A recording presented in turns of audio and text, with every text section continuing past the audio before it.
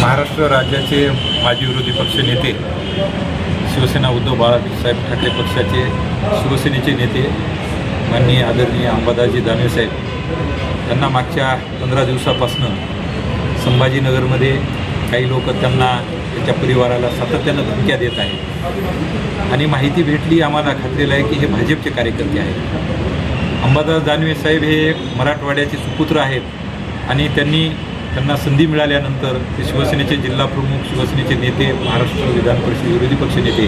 त्यांनी या महाराष्ट्रातील तळागाळातील शेतकऱ्यासाठी, वंचितासाठी या सत्ताधाऱ्यांना जेरीस आणलं म्हणून त्यांच्या आकसापोटी आज त्यांचं सगळं सिक्युरिटी काढून घेतली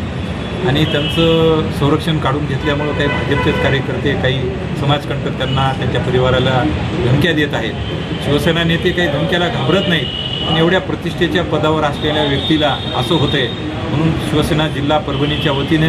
सर्व आम्ही जिल्हाप्रमुख, उपजिल्हाप्रमुख, सर्व सभापती, तालुका प्रमुख, सर्व शिवसेनेचे पदाधिकारी आमच्या पोलीस अधीक्षकामार्फत द्वारा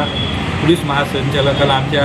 पक्षाच्या वतीनं विनंती असणार आहे की आपण एवढ्या आमच्या शिवसेना नेत्याला धमक्या येत आहेत, आपण संरक्षण काढून घेतलं आहे, ते पूर्वत संरक्षण द्यावं आणि जनतेमध्ये रोष आहे तर या जनतेच्या रोषाला, शिवसेनेच्या रोषाला आपण बळी न पडताच आपण एक सक्षम महासंचालक म्हणून विरोधी पक्षनेत्याला संरक्षण देण्यात यावं यासाठी आम्ही विनंती आणि धमकी देणाऱ्या आरोपीवर कायदेशीर कारवाई करावी याचं आम्ही निवेदनात दिलेलं आहे।